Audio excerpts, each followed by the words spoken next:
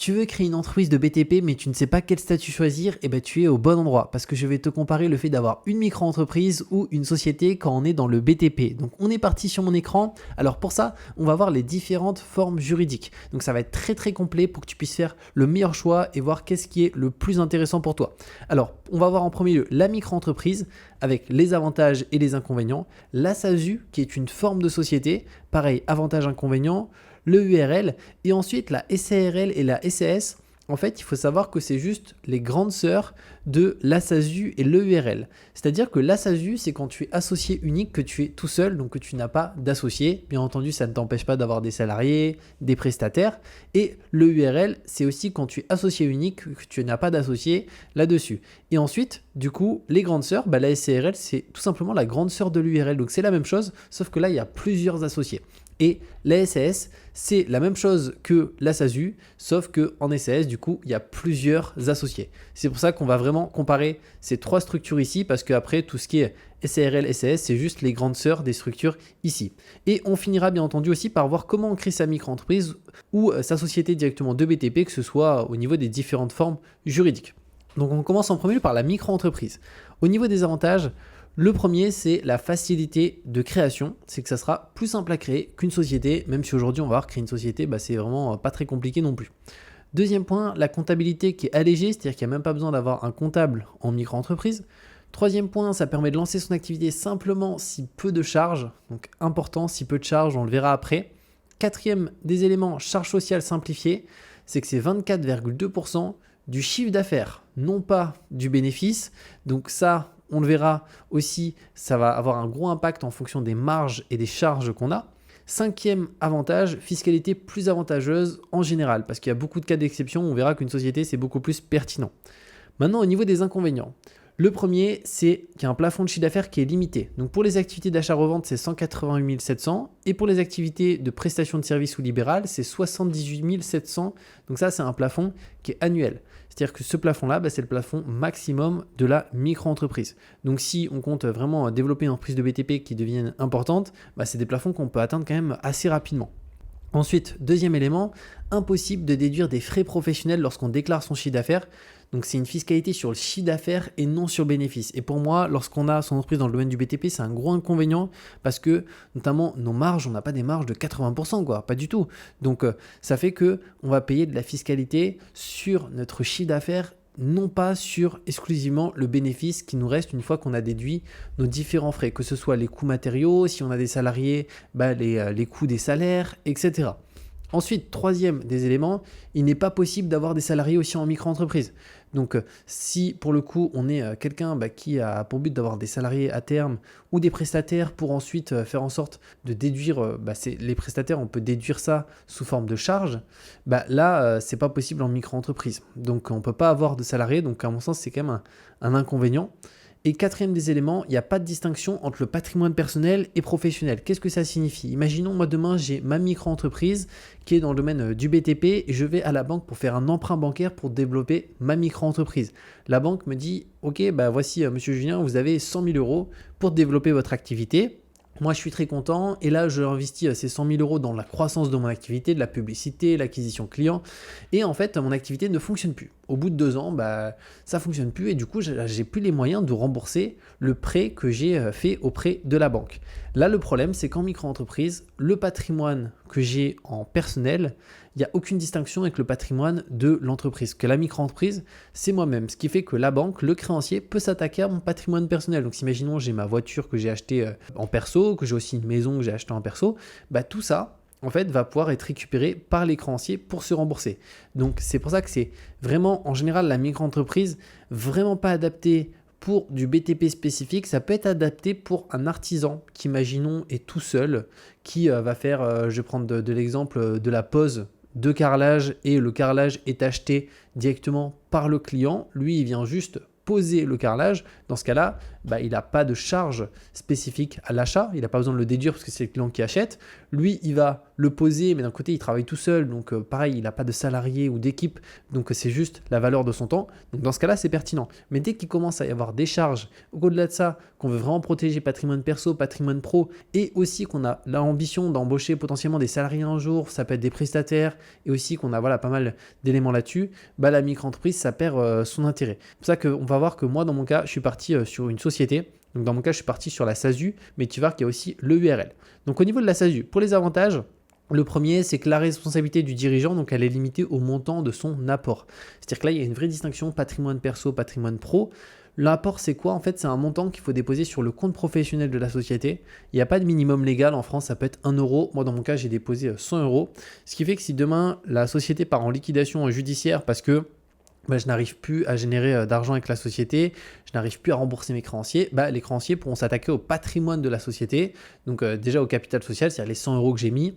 Et au-delà de ça, si au niveau de la société, j'ai acheté un fourgon pour la société, avec l'argent de la société, j'ai acheté un ordinateur, ça aussi, ça fait partie du patrimoine de la société. Mais tout le reste, en perso de mon côté, ils ne peuvent pas le récupérer. C'est vraiment une grosse distinction. Donc ça, c'est important.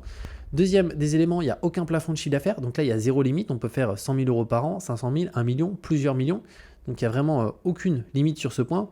Troisième point, on peut déduire des frais et des charges professionnelles, que ce soit déjà de l'achat de matériel, des indemnités kilométriques au niveau de notre véhicule, du matériel. On peut aussi faire passer, pour l'exemple, la location de notre véhicule, les frais d'essence, les salaires, les revenus. Donc tout ça, c'est vraiment hyper important parce que là, on peut tout déduire là-dessus. Donc ça permet aussi finalement de pouvoir déduire beaucoup de charges et pour développer notre activité. Quatrième des éléments, on peut optimiser notre rémunération pour payer moins d'impôts sur le revenu, beaucoup moins qu'en micro-entreprise, on peut très peu optimiser. Pourquoi? Parce qu'en SASU, on peut décider de se verser la rémunération qu'on souhaite. Donc on n'est pas obligé de se verser tout l'argent qui est au sein de la société, on peut se dire, moi je me verse tant par an, et ensuite, si j'ai besoin de plus d'argent, je peux verser des dividendes en SASU. Et en SASU, les dividendes, c'est beaucoup moins fiscalisé que le salaire directement. Et surtout, en fait, dividendes, c'est fiscalité à 30%, mais après, c'est net d'impôts dans la poche, c'est-à-dire qu'on paye 30%. Sur ces 30%, c'est 17,2 de prélèvements sociaux et 12,8 d'impôts sur le revenu. Mais comme ça, après, on a payé 30%, mais il n'y a plus rien à payer là-dessus. Et juste avant ça, on a l'impôt sur les sociétés à payer, là, qui va dépendre des plafonds. Mais c'est beaucoup plus optimisé fiscalement. Cinquième des éléments, la SASU, donc elle est à envisager si on envisage de se rémunérer en dividendes. Donc là, si on est salarié ou qu'on touche des ARE, c'est vraiment hyper intéressant. Donc souvent, quand on crée son entreprise de BTP, on est rarement salarié encore, on se lance à plein temps. Par contre, des fois, on est salarié, on va avoir une rupture conventionnelle, donc on va arrêter d'être salarié, on va percevoir l'ARE. Et donc là, c'est top. Pourquoi? Parce que ça va permettre de percevoir 100% de son ARE jusqu'à la fin. Donc imaginons 1 an d'ARE, si on a 1 an. Et si on ne se sort pas d'argent de la SASU en rémunération, on continue de percevoir 100% de notre ARE, mais on peut encaisser 100 000, 200 000, 500 000 avec la SASU et sans que ça nous coûte en perso de l'argent. Et on peut même se verser des dividendes directement qui ne sont pas considérés comme du salaire de par France Travail. Donc c'est vraiment aussi quelque chose qui est pas mal, c'est-à-dire que si on a besoin de plus d'argent, on se verse des dividendes, pas de rémunération, comme ça maintient 100% de notre ARE. Et même si on n'a pas l'ARE en soi, voilà, ce modèle-là, il est fonctionnel aussi. Ensuite, au niveau des inconvénients, le premier, c'est les obligations et l'obligation d'avoir un comptable. C'est-à-dire que là, il faut absolument un comptable. Mais de toute manière, quand on est dans le domaine du BTP, il faut absolument un comptable pour vraiment que tout soit nickel. Parce que souvent, on a pas mal de factures d'achat, de matériel.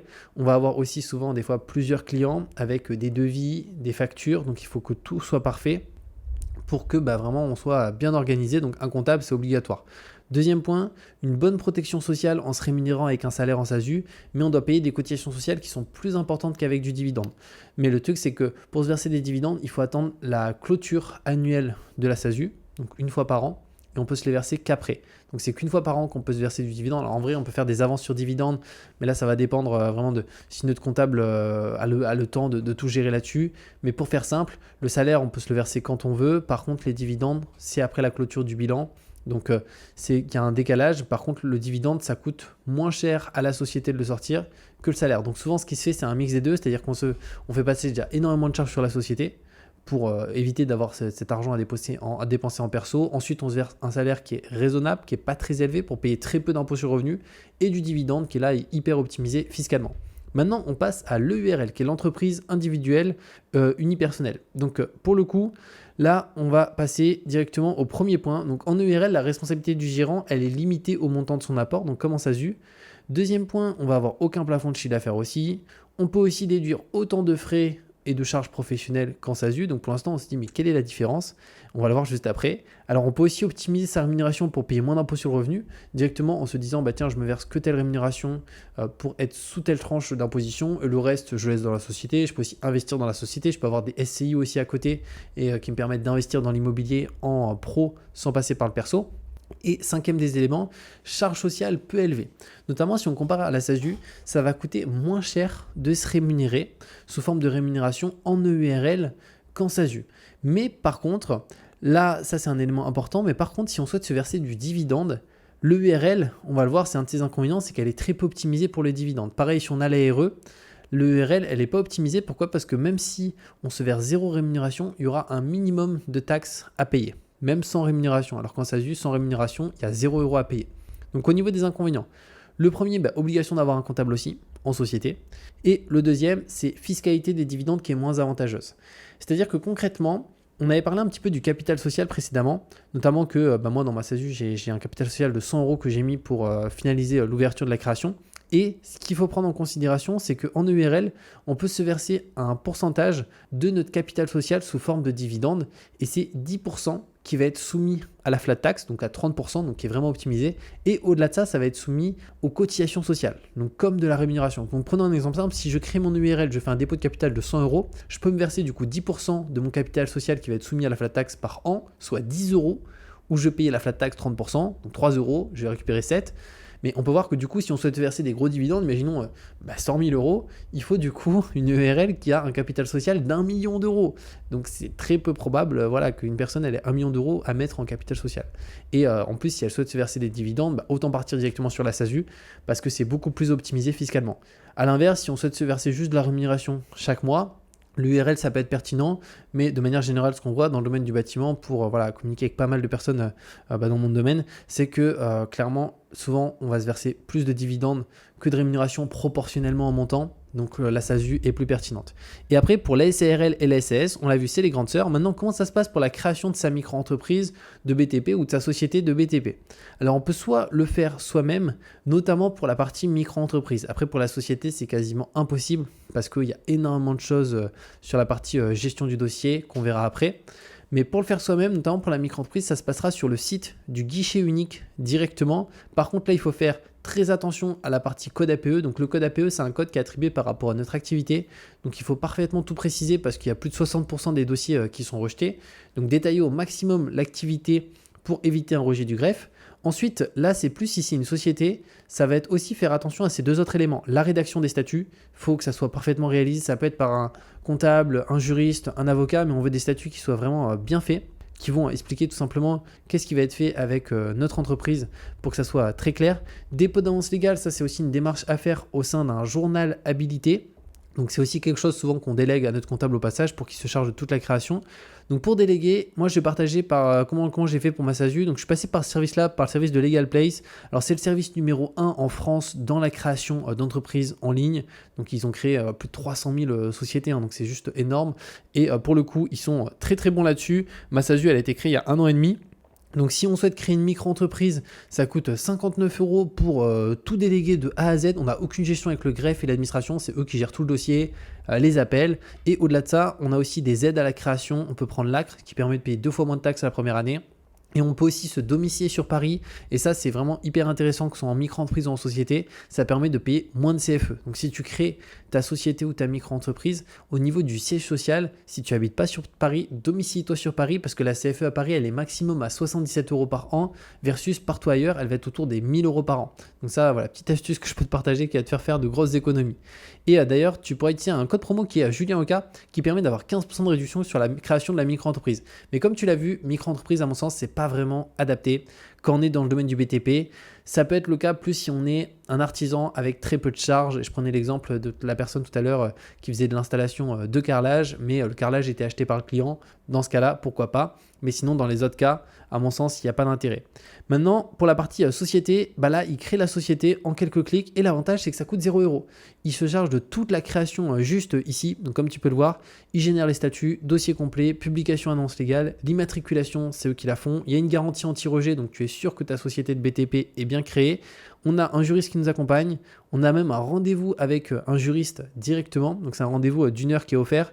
Il y a un traitement en 24 heures et une assistance téléphone, mail aussi par chat juste ici. Donc c'est juste hyper intéressant. Et à ça vont s'ajouter des frais de greffe et des frais d'annonce légale. En fait, c'est des frais de l'État. C'est-à-dire qu'en France, même si tu crées toute ta société par toi-même, il faut que tu payes les frais de greffe et les frais d'avance légale qu'on pourrait assimiler à un peu comme on achète de l'immobilier, des frais de notaire. Donc là, pour le coup, au niveau des frais de greffe et des frais d'avance légale, c'est 246,86 € hors taxe. Donc ça, quand tu crées une société en France, c'est le minimum pour créer ta société. Sinon, tu peux tout simplement pas créer de société parce qu'il faut payer ces frais à l'État là. Et après, par contre, ce qui est bien avec LegalPay, c'est que tu pourras les déduire directement au niveau de tes charges. Donc, c'est considéré comme une charge à la création. Donc, ça, c'est pas mal. Donc, je te mettrai de toute façon un lien sous cette vidéo directement pour créer ton entreprise de BTP directement. Donc, si c'est ta société, c'est gratuit. Tu peux créer ta société gratuitement. Et si c'est directement une micro-entreprise, c'est seulement 59 €. Donc, c'est vraiment pas cher. Et au-delà de ça, je te mettrai aussi sous cette vidéo le code promo que tu peux utiliser qui est JulienOka, qui te permet d'avoir 15% de réduction sur la création, mais aussi sur la partie domiciliation sur Paris qui permet de payer moins de CFE. Donc ça, c'est juste hyper intéressant. Et sur la partie comptabilité en société, ça te donne droit à 100 € de réduction. Donc ça, c'est vraiment top. Moi, dans mon cas, j'ai aussi ma compta qui est chez eux parce qu'ils prennent parfaitement en gestion les entreprises de BTP. Et surtout, ils ont une expertise là-dedans, ce qui permet d'avoir une gestion qui est parfaite et aussi des bonnes optimisations pour à la fin avoir aussi le plus d'argent dans notre poche directement. Donc n'hésite pas à en profiter et on se retrouve très bientôt pour de nouvelles vidéos.